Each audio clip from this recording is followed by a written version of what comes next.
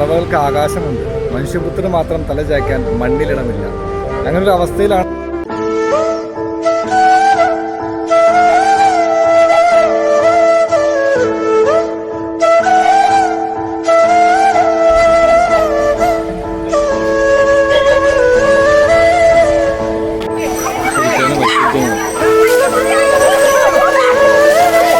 ഇപ്പോൾ ഞാൻ ഈ നിൽക്കുന്ന സ്ഥലവുമായിട്ട് ബന്ധപ്പെട്ട് ഒരു കോടതി വിധി ഒരു മാസം മുമ്പ് ഉണ്ടാവുകയുണ്ടായി. അതിൽ പറയുന്നത് ഇപ്പോൾ ഒരു 5-6 വീട്ടുകാർ താമസിക്കുന്ന സ്ഥലം അതൊരു പ്രൈവറ്റ് വ്യക്തിയുടെ പേരിലുള്ള വസ്തുവാണെന്നുള്ള വിധിയാണ് കോടതി പുറപ്പെടുവിച്ചത്. അതിനെ തുടർന്ന് വീണ്ടും റീസർവേ നടത്തുകയും കല്ലിടുകയൊക്കെ ചെയ്യുകയുണ്ടായി. അപ്പോൾ അതിൻ്റെ പേരിൽ ഇവിടുത്തെ ജനങ്ങൾ, അതായത് 40 വർഷങ്ങൾക്കും 50 വർഷങ്ങൾക്കും മുമ്പ് ആധാരം ചെയ്ത് പതിച്ചു കൊടുക്കപ്പെട്ട വ്യക്തികൾ ഇവിടുന്ന് ഒരു സഹായമില്ലാതെ ഇറങ്ങിപ്പോകുക എന്നൊരവസ്ഥയിലേക്ക് കാര്യങ്ങൾ എത്തുകയാണ്. അവരെന്തായാലും ഇറങ്ങിക്കൊടുക്കാൻ തയ്യാറല്ല. കാരണം അവർ കഷ്ടപ്പെട്ടുണ്ടാക്കിയ സ്ഥലം, അവർ കഷ്ടപ്പെട്ടുണ്ടാക്കിയ മുതലുകളെല്ലാം, പിന്നെ ഇത്രയും നാൾ ജീവിച്ച അവരുടെ സ്വന്തം മണ്ണിൽ നിന്ന് ഒരു സഹായവും, ഗവൺമെൻറ്റിൻ്റെ കയ്യിൽ നിന്നൊരു സഹായവും ഇല്ലാതെ പിടിച്ച് വലിച്ച് മർദ്ദിച്ച് പുറത്തിറക്കുന്ന ഒരു അവസ്ഥയിലേക്കാണ് ഇന്ന് കാര്യങ്ങൾ നടക്കുന്നത്. പോലീസുകാർക്ക് ഒന്നും ചെയ്യാൻ കഴിയില്ല. കാരണം സുപ്രീം കോടതി വിധി നമുക്കറിയാം, എന്ത് ചെയ്തിട്ടായാലും അവർക്ക് നടപ്പിലാക്കിയേ പറ്റൂ.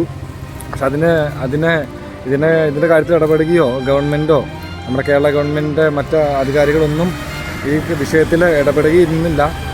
ഇതിൻ്റെ കോടതിയുമായി ബന്ധപ്പെട്ട ആൾക്കാരെല്ലാം ഈ പ്രശ്നത്തിൽ ജനങ്ങളുടെ കൂടെയല്ല. നമുക്കറിയാം, അവർ വിധി നടപ്പാക്കാൻ വേണ്ടി അവർ ആ പ്രൈവറ്റ് വ്യക്തിയുടെ കൂടെ തന്നെയാണ്.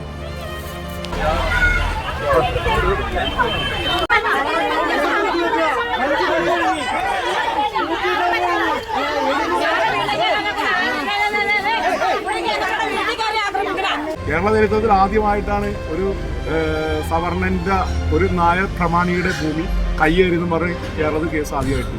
ശരിക്കും പറഞ്ഞാൽ ഇദ്ദേഹം തുടങ്ങി എന്ന് പറയുന്ന ആൾ 130 കൊല്ലം മുമ്പ് ജീവിച്ച ആളാണ്. 130 കൊല്ലം മുമ്പ് ജീവിച്ച ആളുടെ പേരാണ് ഈ സ്ഥലങ്ങൾ. പണ്ടാരപ്പാട്ട വിളംബരം വന്ന് 1905 ഈ 1905 വാഴക്കുളത്ത് പണ്ടാരപ്പാട്ട സെറ്റിൽമെന്റ് വന്നുവെങ്കിലും അതിന് 30 കൊല്ലം മുമ്പ് താമസിക്കുന്ന ആളാണ് കുടങ്ങി. ആ കുടങ്ങിയുടെ പേരമക്കളും അവിടെ താമസിക്കുന്നത്.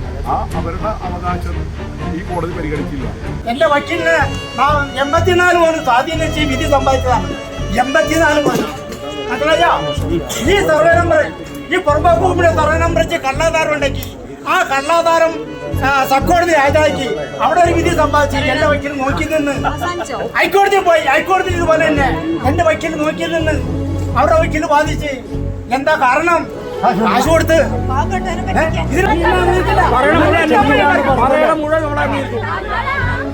ചെയ്യില്ല എന്ന് നിങ്ങൾ പറഞ്ഞാണ്. വീളെ പിടിക്കാൻ പറഞ്ഞു, ആളുടെ മാറ്റം അതെല്ലാം ചെയ്തു. അതെല്ലാം ഞങ്ങൾ ചെയ്താണ്. ആളുകൾ മാറണം. സമയം കഴിഞ്ഞു. തഹസിൽദാരെ 5 മണി കഴിഞ്ഞു സാറേ. 5 മണി കഴിഞ്ഞു. സാറേ കോടതി സമയമല്ലേ ഇതൊക്കെ ചെയ്യണേ? 5 മണി കഴിഞ്ഞു.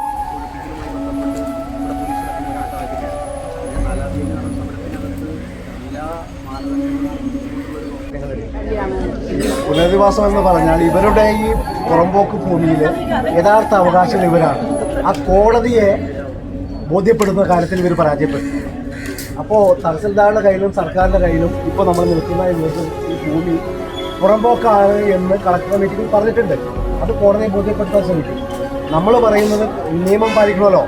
കോടതി പറഞ്ഞത് നിയമം പാലിക്കണം എന്നുള്ളതുകൊണ്ട് ഇവരെവിടുന്ന് ഇറക്കി വിടണമെങ്കിൽ പുനരധിവാസം വേണം. ഇത് കണ്ടോ, ഇതിപ്പോ ഒരു 1500-1600 സ്ക്വയർ ഫീറ്റ് വീടായി 2000 സ്ക്വയർ ഫീറ്റ് വീടാ. ഇത് പൊളിച്ചു കളഞ്ഞിട്ട് 10 സെന്റ് ഭൂമി കിട്ടിയാൽ പോരല്ലോ. ഇവരിവിടെ ജീവിച്ച ആൾക്കാരാണ്. ഇവിടെ തന്നെ ജീവിക്കാനുള്ള അവകാശമുണ്ട്.